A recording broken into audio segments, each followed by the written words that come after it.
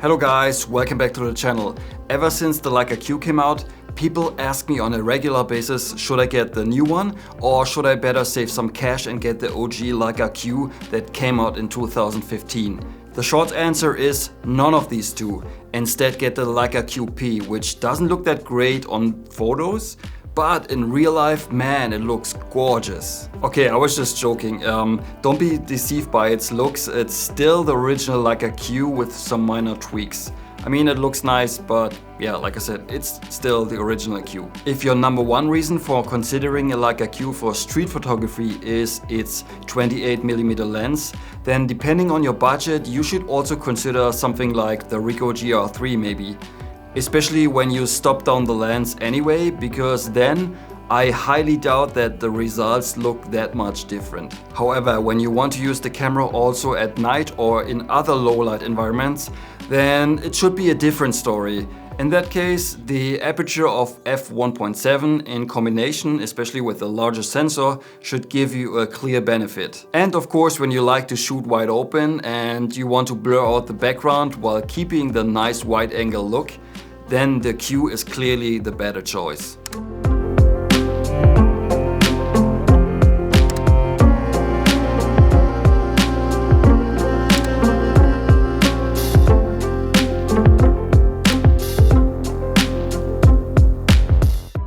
Before we jump right into my recommendations, a quick reminder that you can now pre-order my brand new Xpensine.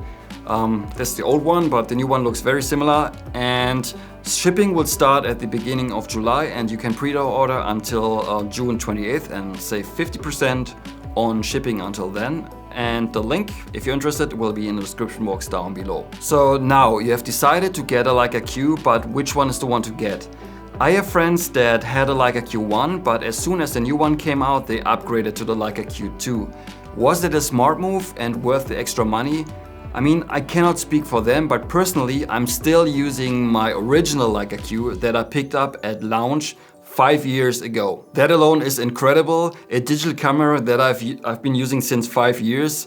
All the other digital cameras that I have, or that I had, I used maybe for 2 to 3 years max. Granted, my Leica QII is battle scarred, but it's not too bad and it still works just fine. The rubber gasket around the EVF here came off, and unfortunately, in order to replace it, you also have to replace the whole EVF, and that would cost me a couple €100.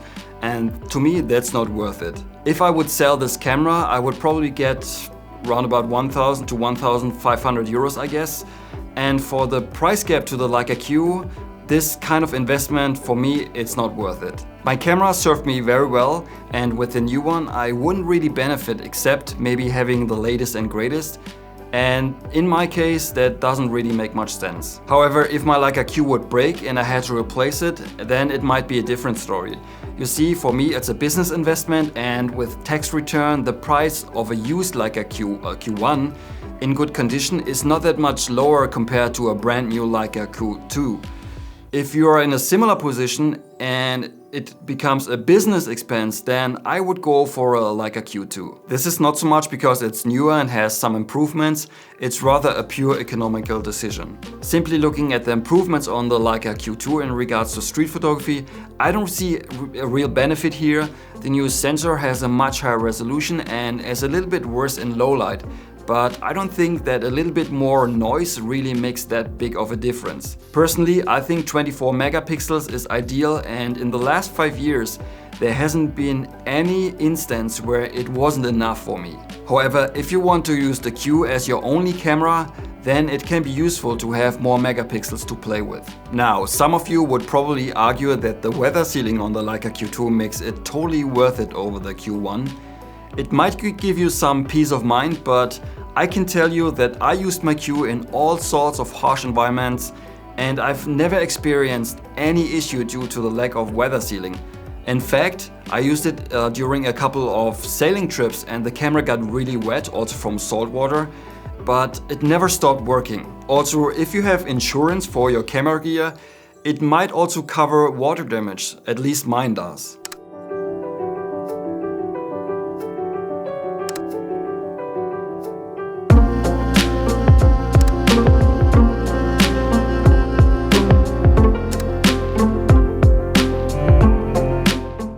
So to wrap this up, if the price of the Q2 is putting you off but you still are lusting after a Q, then look for a good deal on a used Q1. If it is in good condition, you can still have good fun with it for years to come.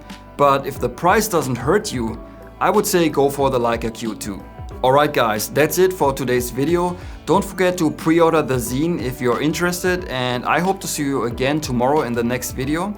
Until then, auf Wiedersehen.